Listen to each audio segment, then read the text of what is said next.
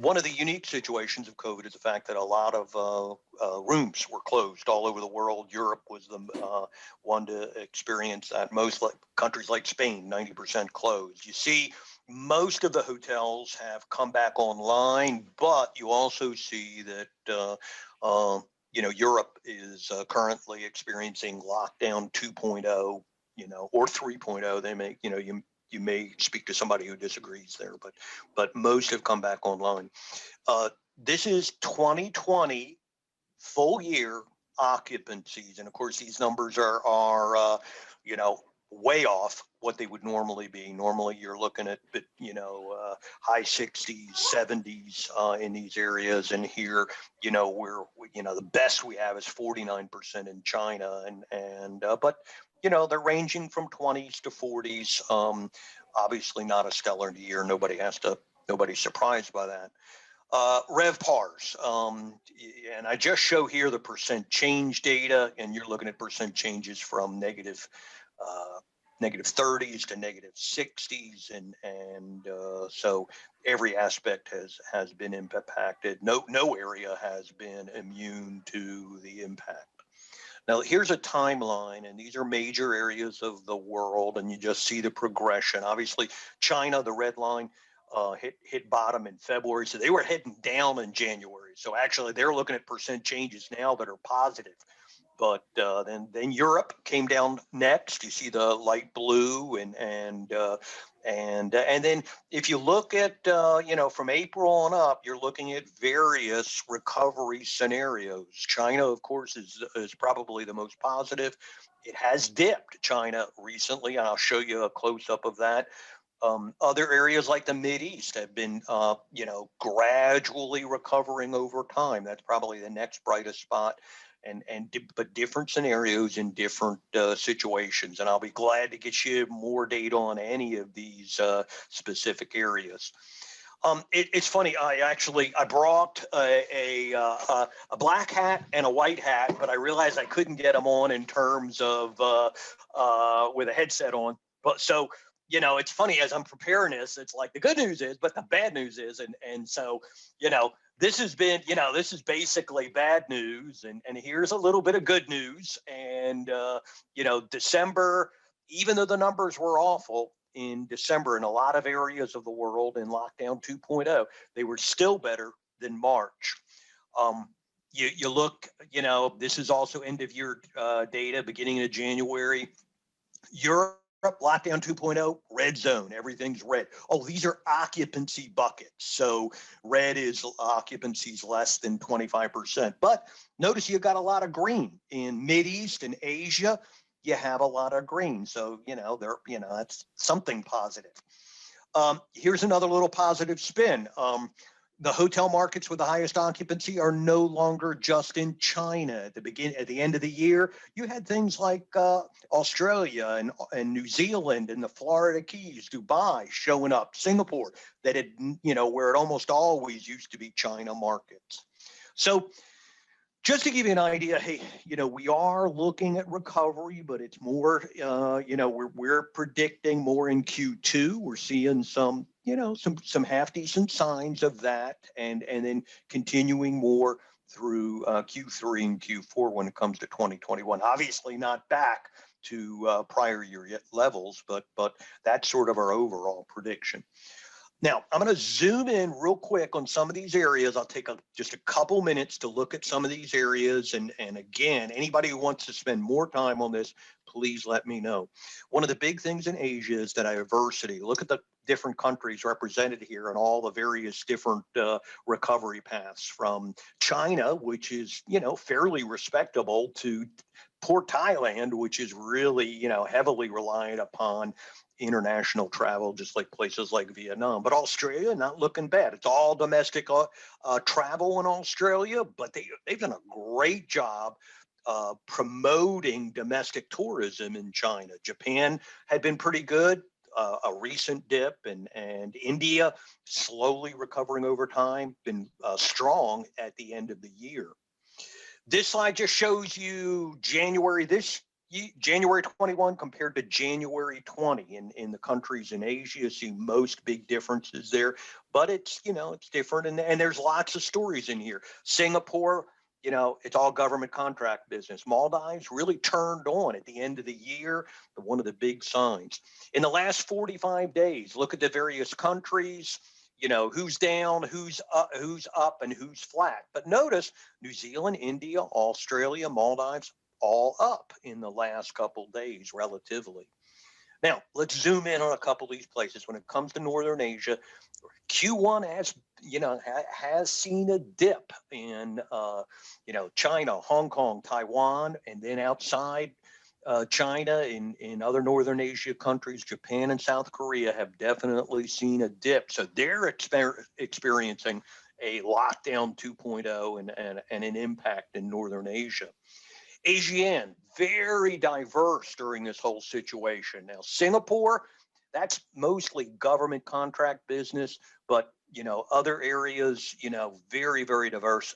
Indonesia had got a surge at the end of the year, but now has dipped a bit. And Malaysia had seen a bit of a surge, but then dipped again. So Q1 has been tough for Asia. In Pacific and Indian Ocean markets, much better. Look at Australia, New Zealand. They're experiencing, gradual recovery. Places like India up, Maldives, as I said, huge surge at the end of the year, and Sri Lanka, seeing a little bit of a comeback as well. Which hat? Good hat again. China, we saw glimpses where China actually at the end of the year in the fall exceeded 2019 data. You saw during the holidays, Golden Week, it was actually better. Now it is back down now, but there were some positive signs. Of course, everybody's looking at China right now to try to figure out what's going on. Look at some of the big destination markets in China, and look at Sanya, off the charts. I mentioned that before. RevPAR surpassed 2020 RevPAR surpassed 2019. Places like, some of these other big destinations, much better than the average for mainland China. Maldives, I said, look at that big surge at the end of the year during the holidays. Big surge in places like the Maldives, but international travel turned back on, one of the very few situations. And of course, people pent up demand. People are, took advantage of that. That was a quick look at Asia. If you need more, let me know. Europe, lockdown 2.0, really been tough. You're looking at occupancies in major European countries between 5% and 25%, really hurting. The question is, how long will it take to get out of that? Here's back to occupancy buckets. Almost everywhere below 25%, just a few indications that are orange. Notice Russia has actually been a bit, has seen less of an impact than a lot of the areas, and even Eastern Europe as well during this lockdown 2.0. So end of January, most of Europe sitting at occupancies below 20%, and with a few exceptions. This just shows you over time, the lockdown we're in now is only just a little bit better than where they were in April and May. But good hat. A lot of business on the books. And, now one of the things at STR that you might not be familiar with, STR tracks forward-looking occupancy. So we're collecting reservation data, in other words, business on the books, at future points in time. And you can see, boom, lots of events. I have slides and slides of future events. For example, here's one in Glasgow, the UN Climate Change Conference, almost 90% booked, and it's November of next year. So people making plans, people making reservations, booking for the future. We see a lot of that. Obviously, that's a good sign. Mideast Asia, that's Mideast and Africa, duh. And, Very diverse, but you do see some strong countries. Qatar has been strong on the recovery, and UAE, United Arab Emirates, very strong on the recovery scenario. Look at Dubai catching up here, and Dubai will be real interesting to watch in 2021 for sure. You can see it getting back up to prior year levels. Northern Africa, a little bleak. Southern Africa, some gradual change over time, but it's been slow. Central South America, real quick. Here's Central America, some of the countries there. South America, some of the countries, a little, yeah, it's been tough there. And then weekend getaways, interesting in Latin America. Cancun has been in the news if you've been tracking, but you see a lot of weekend activity in some of these where the airlines have opened back up and bringing people back in. And so weekend getaways have received a total new lease on life. And finally, but not least, U.S. Let's take a look at what's going on in the U.S. where most of us are at. Here's the typical monthly data slides that we show for the U.S. Here's supply and demand percent change. Interesting, supply has dipped related to the hotels that have closed, and you see the magnitude of the demand dip, especially compared to the prior 3 cycles that we've tracked over time. Here's occupancy and ADR percent change, both headed down significantly during this particular cycle. RevPAR cycles, we talked a lot about that in prior years. And of course, now, we finally came out of the 3rd cycle that we're in.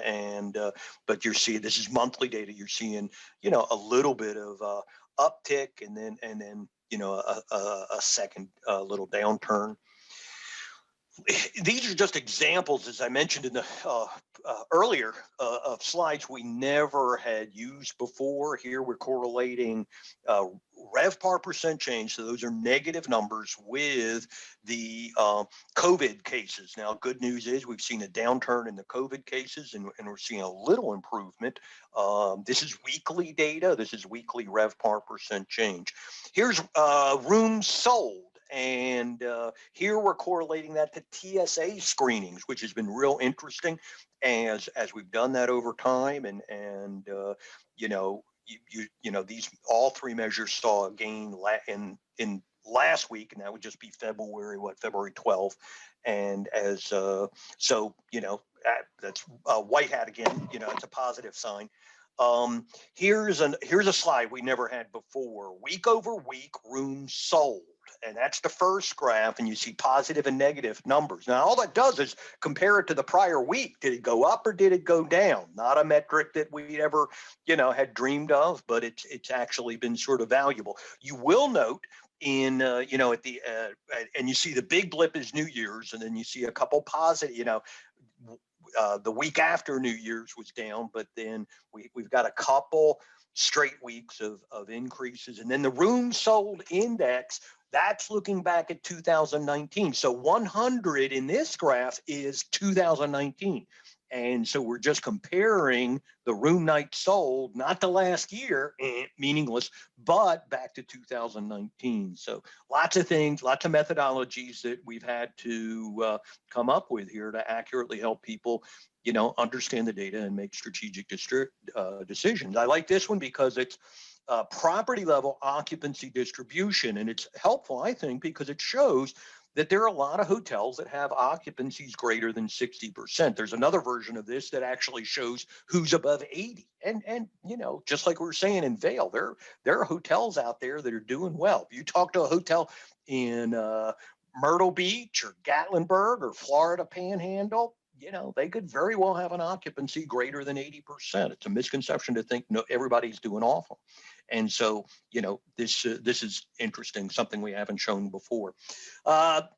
Some events are still strong. Here's Super Bowl in Tampa, 66% occupancy. Now that's below what they would have normally been without a Super Bowl, way below what they would have been in a normal situation with a Super Bowl, but it's still greater than everywhere else that's in the 30s, 40s, and so on. So this is interesting just take a look at it when you have time. Top 25 versus non-top 25. Look at the difference that COVID makes.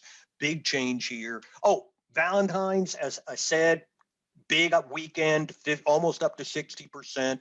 Here's weekday versus weekend. Obviously, a lot of the business right now is weekend, close to 80% versus weekday, currently close to 67.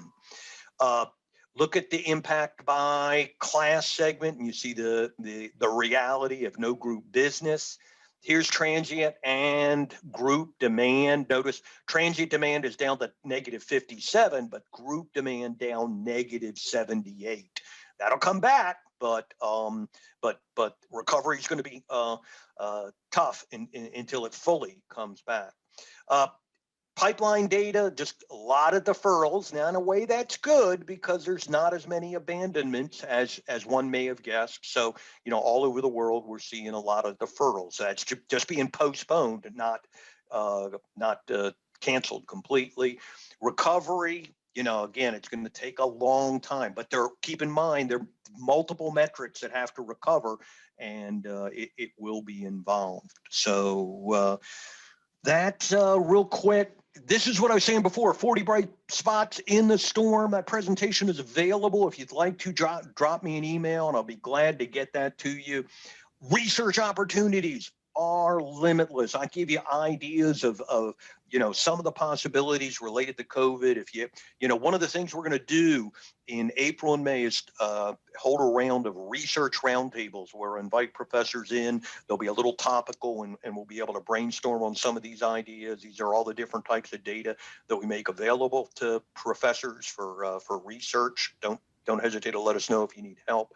And then a lot of COVID-related classroom opportunities. Our certifications, like the CHRIE and the CATA, are totally online. The newest one is the CATA. That's become real popular recently. We're trying to help schools with virtual internships, research-related if you need help on that. And then we're anticipating, we had a real successful virtual competition last year. Dwayne's on and did a great job with that. We're anticipating that in the fall of this year as well.